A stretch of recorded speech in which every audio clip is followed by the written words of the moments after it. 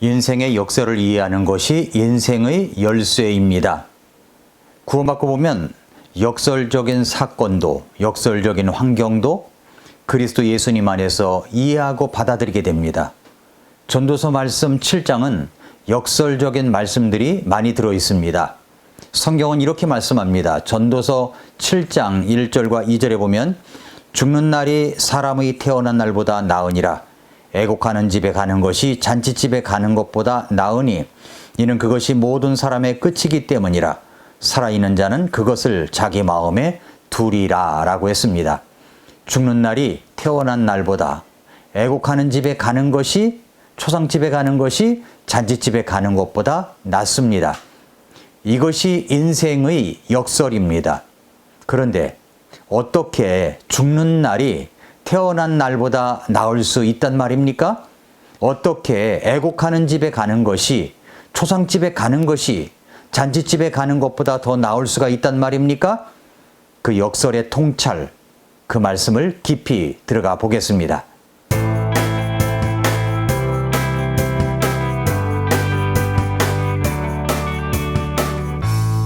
미라클 모닝 애청자 여러분 안녕하십니까? 전도서 1장 1절에서 전도서 기자는 이렇게 고백하고 있습니다. 다윗의 아들 예루살렘 왕 선포자의 말씀드리라 라고 했습니다. 다윗의 아들 예루살렘 왕 선포자의 말씀드리라. 전도서 기자는 솔로몬입니다. 솔로몬이 자기 소개를 하는 첫 절을 주의 깊게 관찰해 보시기 바랍니다. 다윗의 아들. 이것은 자신의 특권에 대한 고백입니다. 예루살렘 왕, 이것은 자기가 누리고 있었던 지위에 대한 고백입니다. 전도자, 이것은 자신의 부름받은 소명에 대한 고백입니다. 먼저 다윗의 아들, 그는 다윗의 아들이었습니다. 그는 태어나면서부터 커다란 특권을 가지고 태어났습니다. 다윗은 이스라엘 민족에게 있어서, 이스라엘 민족사에 있어서 최고의 왕이며 가장 존경받는 지도자였습니다. 다윗의 아들, 이것보다 이스라엘 민족으로서, 그중 한 사람으로서 더 크게 누릴 수 있는 특권은 아마 없을 것입니다. 사람은 누구의 자식으로 태어나는가 하는 것도 성장의 큰 몫을 차지합니다. 그는 이 좋은 배경, 이 좋은 가족, 이 좋은 조건 속에서 그가 삶을 시작했다는 고백을 하고 있는 겁니다. 두 번째, 예루살렘 왕. 이스라엘의 모든 사람들이 그렇게도 거하고 싶어하던 평화의 도성인 예루살렘, 이스라엘의 개인이 오를 수 있는 최고의 지위인 왕. 그는 그 시대의 사람으로서 도달할 수 있는 최고의 지위에 오른 사람입니다. 솔로몬은 1400대의 개인적인 병거를 가지고 있었습니다. 그는 자기의 기병을, 자기의 모든 전차를 끌며 자기를 호위하는 사람들을 1만 2천 명이나 거느리고 있었습니다. 그는 은을 돌같이 썼습니다. 그는 백향목을 돌모아가 나무처럼 사용했습니다. 그는 자기의 왕비를 700명이나 거느리고 있었습니다. 그것도 만족하지 못해서 첩을 300명이나 두었습니다. 이 최고의 지위와 특권과 지혜와 부를 가지고 인간으로서 누릴 수 있는 모든 것을 누려본 이 사람, 이 솔로몬의 고백을 한번 들어보시기 바랍니다. 헛되고 헛되며 헛되고 헛되니 모든 것이 헛되도다.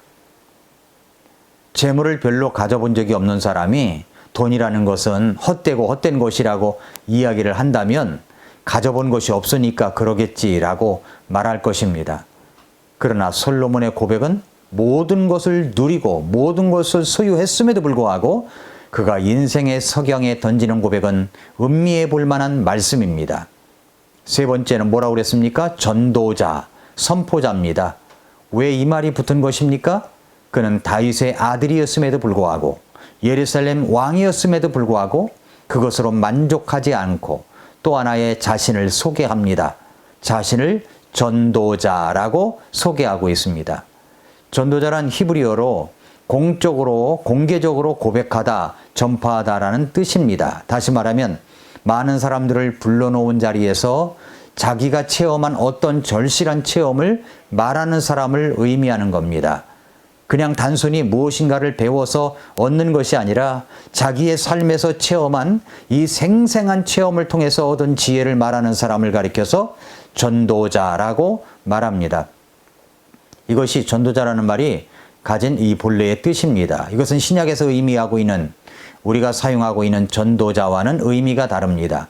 자기가 체험으로 얻은 인생의 가장 깊은 진리를 그대로 묻어둘 수가 없어서 그것을 고백하는 사람을 가리켜서 전도자라고 그 당시에 그렇게 불렀던 것입니다. 오고 가는 세대 앞에 그가 남기고 싶어 했던 숙연한 고백들을 들어보십시오.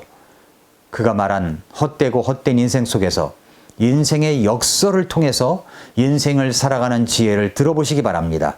전도서 7장을 보면 성경의 모든 장 가운데서 가장 위대한 역설의 장이라고 할 수가 있습니다. 역설이란 거꾸로 뒤집어 생각하는 것이라고 그랬죠. 일반적인 상식을 뒤집는 이야기입니다. 사람들이 보통 일상적으로 생각하고 있는 것을 뒤집어 이야기하는 것이 역설입니다. 그런데 그 역설에 진리가 있습니다. 그 역설에 인생의 지혜가 담겨져 있습니다.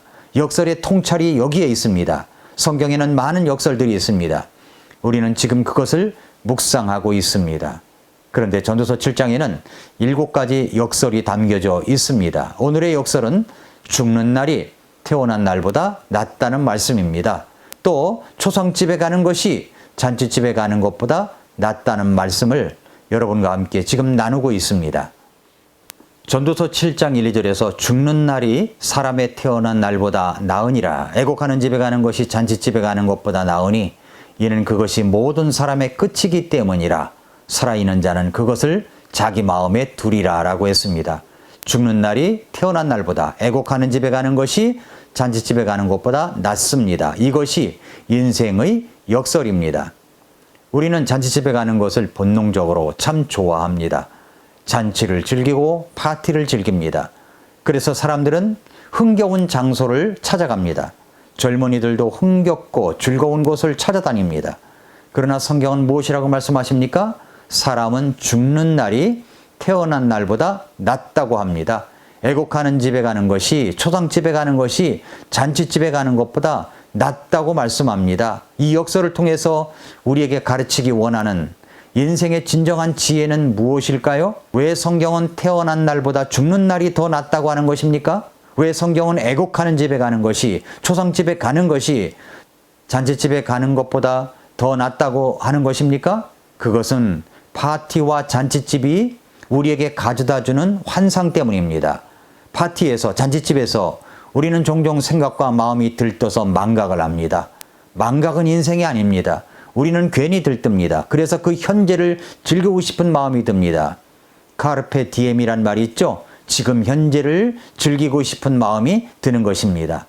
그러나 초상집, 애곡하는 집에 가면 어떤 마음입니까?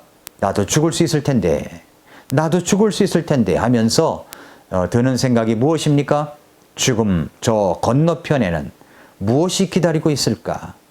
죽음 저 건너편에는 무엇이 기다리고 있을까? 저는 목회를 하다 보니까 장례식을 종종 집례를 합니다. 죽음의 모습도 볼 때가 있고, 입관을 할 때는 꼭 염하는 모든 과정을 함께하며 유가족들을 위로하곤 합니다. 그때마다 저는 많은 생각을 하게 됩니다. 나도 곧 저렇게 장례식의 주인공이 될 터인데 이제 남은 인생 어떻게 살 것인가를 생각하게 됩니다.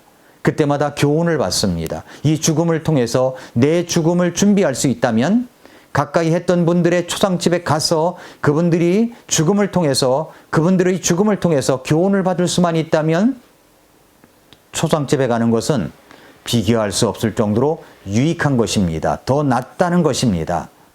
그러나 잔치집에 가면 어떻습니까? 음식을 많이 먹고 오거나 잘못 먹어서 저 같은 경우는 배탈이 나는 경우가 정말 많습니다. 그러나 애곡하는 집에 다녀오면 우리는 엄숙한 마음으로 깨달은 바가 많습니다. 옛 로마의 어느 장군이 개선 때 인파의 환호가 절정에 이르렀을 때 그 무렵에 이렇게 말했습니다. 오늘은 내게 최고의 날인지 모르지만 언젠가는 죽음을 맞이하게 된다. 메멘트 모리, 죽음을 기억하라. 승리에 한껏 취한 나머지 교만해진 것을 우려해서 이런 말을 했다는 것입니다. 중세기 수도사들은 아침에 일어나면 메멘토 모리라고 인사를 했다고 합니다. 메멘토 모리, 메멘토 모리. 늘 죽음을 기억하는 삶 속에서 자신의 신앙을 되돌아보는 계기로 삼았다는 것입니다.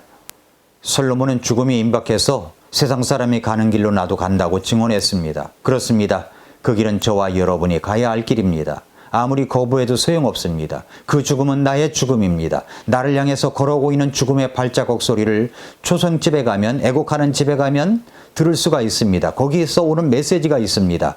그래서 내 영혼을 준비하고 죽음 저 건너편에서 죽음을 만날 준비를 하고 주님을 만날 준비를 하고 죽음 저 건너편에서 나를 기다리고 있는 하늘나라에 대한 확신을 얻을 수 있다면 얼마나 좋습니까? 그래서 저 죽음 건너편을 향해서 우리가 위대한 소망을 건질 수 있다면 오늘 우리 주변에서 일어나는 죽음에 대한 애통 때문에 오늘 내가 주님을 위하여 살아가기를 결심하고 주님께 쓰임받을 수만 있다면 그 애통은, 그 죽음을 통해서 주시는 유익은 모든 그리스도인들에게 있어서 가장 위대한 소망이 되는 것입니다. 잔치집에 가면 까르페 디엠, 지금 이 순간을 즐기고 싶은 마음이 듭니다. 그러나 애곡하는 집, 초상집에 가면 메멘토 모리, 죽음을 기억하라는 메시지를 받습니다. 사랑하는 애청자 여러분, 성도 여러분, 정말 헛되고 헛된 인생입니다. 그런데 이 속에서 우리는 인생의 역설을 통해 배워야 될 것이 있습니다. 전도서 12장 12절 말씀처럼 우리가 전체 일의 결론을 들을지니 하나님을 두려워하고 그분의 명령들을 지킬지어다. 이것이 사람의 온전한 의무이니라. 이런 인생의 결론에 도달해야 됩니다. 그렇게 되기 위하여 우리는 오늘 인생의 우리의 역설의 통찰을 배워야 됩니다. 애국하는 집에 가는 것이 잔치집에 가는 것보다 나으니 이는 그것이 모든 사람의 끝이기 때문이라. 살아있는 자는 그것을 자기 마음에 두리라. 여기 인생 역설의 지혜를 배워야 됩니다. 여러분은 모든 사람의 끝, 인생이 끝날 때 죽은 후에 여러분은 어떻게 될 것이라고 생각하십니까? 죽은 후 과연 여러분은 천국에 갈 수 있는 사람일까요? 아니면 불확신 속에서 주저주저 하다가 지옥의 심판을 받는 사람일까요? 코로나로 인하여 정말 많은 사람들이 죽었고 그리고 고통을 당하고 있습니다. 코로나가 아니어도 사람들은 죽습니다. 그런 죽음들을 보면서 여러분은 무슨 생각을 하고 계신가요? 죽음이 저 멀리 있다고만 생각하십니까? 인생을 살다가 어휴 죽을 뻔했네 라는 순간이 몇 번은 있었을 것입니다. 왜 그때 죽을 뻔만 했던 것일까요? 주님께서는 애곡하는 집에 가는 것이 잔치집에 가는 것보다 낫다고 했습니다. 이것을 여러분의 마음에 두십시오. 혹시 여러분은 오늘 밤 이 세상을 떠난다면 천국에 갈 수 있는 확신이 있습니까? 아직 그렇지 못하다면 여러분은 구원을 받아야 합니다. 여러분이 구원받은 사람이라면 이제 남은 인생을 어떻게 살 것인가를 깊이 통찰하고 생각하십시오. 인생의 역설의 말씀을 통해서 지혜로운 인생 컨설팅을 받아 남은 여생 주님의 영광을 위하여 쓰임받는 그런 여러분의 인생이 되시기를 축복합니다. 오늘도 미라클 모닝입니다.